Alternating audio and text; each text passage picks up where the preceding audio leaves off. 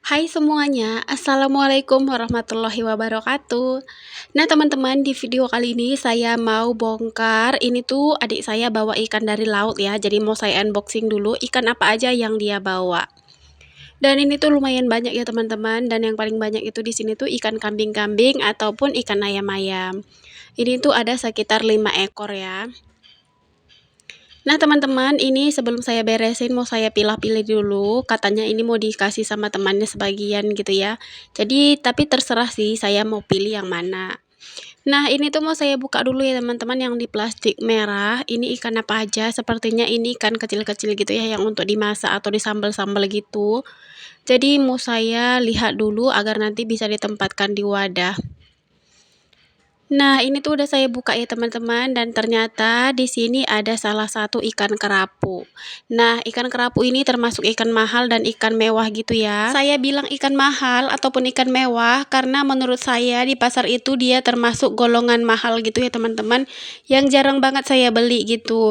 Jadi kalau misalnya saya ke pasar itu paling cuma beli ikan dencis, ikan kembung, ikan tongkol ataupun ikan nangka, biji nangka gitu ya. Itu kan termasuk murah gitu ya teman-teman. Nah, ini tuh udah saya bongkar yang di plastik merah tadi ya, dan ini tuh ada beberapa ikan kembung, nggak terlalu besar ya, sedang cenderung kecil gitu aja sih ukurannya. Dan untuk yang lainnya itu ada ikan gepeng, ini tuh ikan apa ya? Ikan seperti anak bawalan kali ya. Dan yang lain itu ada ikan biji nangka beberapa ekor ya. Nah, teman-teman, ini tuh ikan kerapunya mau saya masak malam ini juga, karena adik saya yang dari laut tadi katanya belum makan. Sebelumnya di sini tuh udah saya panaskan minyak makan secukupnya, lalu saya tambahkan juga untuk bumbu halus.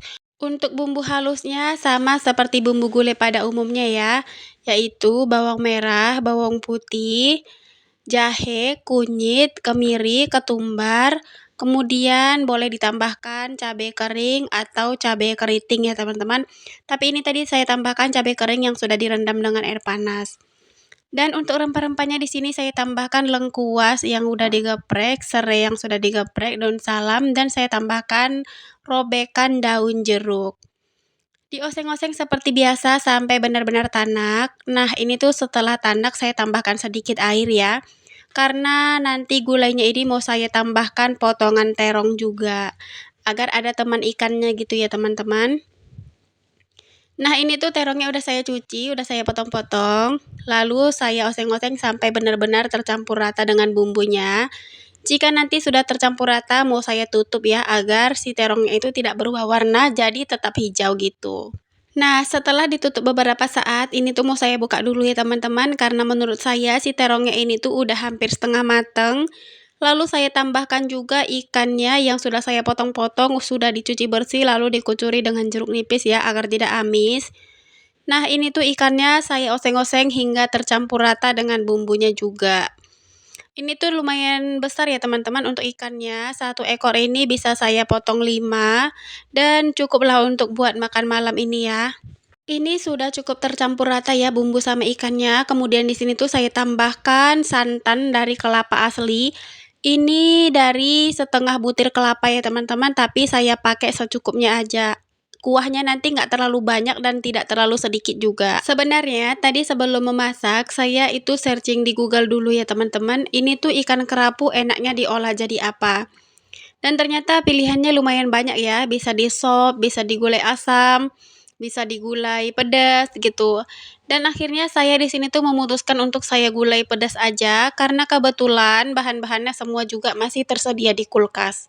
Sebenarnya saya juga dulu pernah gitu ya nonton di MasterChef, ini tuh ikan kerapu enaknya diolah seperti di resto-resto gitu ya teman-teman. Tapi nanti saya takutnya itu kurang enak dan saya kurang pintar masaknya gitu. Jadi udahlah seperti ini aja, mungkin lain kali nanti baru bisa diolah yang macam-macam. Nah teman-teman, santannya cukup segini aja menurut saya karena itu ikannya nggak terlalu banyak gitu ya. Dan ini tuh untuk makan satu kali aja untuk malam ini aja. Dan ini tuh saya aduk-aduk dulu agar si ikan sama si santan bumbunya ini benar-benar tercampur rata, dan kalau bisa si ikannya ini benar-benar terendam gitu ya. Agar nanti masaknya merata gitu teman-teman, lebih gampang lunak. Nah, ini tuh bumbu yang di pinggir-pinggiran wajan itu saya serok gitu ya teman-teman. Karena sayang aja gitu ya kalau bumbunya nggak dimasukkan lagi ke dalam kuahnya. Nah, seperti ini kira-kira ya teman-teman untuk ikannya. Jadi, kalau udah seperti ini tuh udah bisa dikasih perbumbuan. Di sini tuh saya tambahkan garam. Itu garamnya saya kasih 1 sendok teh kalau nggak salah. Kemudian saya tambahkan juga micin dan ini saya tambahkan asam sunti ya. Kebetulan di rumah itu juga ada asam sunti. Itu saya tambahkan agar nanti gulainya ini terasa lebih segar.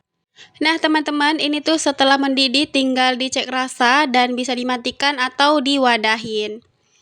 Kemudian di sini tuh saya mau lanjut di hari yang berbeda. Ini tuh saya mau masak agar-agar gula merah. Pertama-tama di sini saya tambahkan santan dan gula merah. Ini tuh totalnya 1500 ml ya. Karena saya mau masak 2 saset agar-agar plain, 1 sasetnya itu membutuhkan 900 ml air. Tapi total penggunaan airnya saya gunakan 1500 ml ya teman-teman dari yang 1800 supaya agar-agarnya nanti tidak terlalu lembek ya teman-teman. Nah, ini tuh udah saya masukkan agar-agarnya dan di sini tuh benar-benar terkejut ya karena saya bingung agar-agarnya kok bisa warna hijau. Perasaan kemarin tuh belinya yang bening gitu. Nah, ini tuh juga udah setengah matang, saya tambahkan vanili. Kemudian diaduk-aduk sampai benar-benar matang dan mendidih ya teman-teman. Jika sudah mendidih, tandanya sudah bisa dimatikan ya api kompornya. Tunggu uapnya benar-benar hilang dulu baru bisa dituang ke dalam wadah. Untuk wadahnya boleh kalian sesuaikan sama wadah yang ada di rumah ya. Kalau saya sebenarnya di rumah itu ada wadah agar-agar gitu, cuman dia kecil-kecil gitu ya, agak ribet gitu nuangnya satu persatu gitu ya teman-teman. Jadi saya tempatkan aja di wadah agar-agar dan di wadah Tupperware seperti ini. Dan ini tuh bisa jadi salah satu inspirasi takjil nanti di bulan Ramadan ya teman-teman. Karena yang namanya berbuka puasa itu enaknya yang segar-segar, yang nyaman di perut juga ya. Nah, ini tuh setelah dimasukkan di dalam kulkas ya teman-teman, kita lihat bagaimana tekstur dan tampilannya.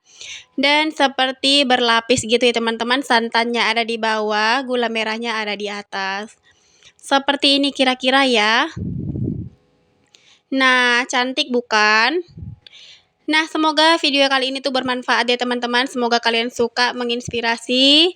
Sampai ketemu di next video selanjutnya. Wassalamualaikum warahmatullahi wabarakatuh.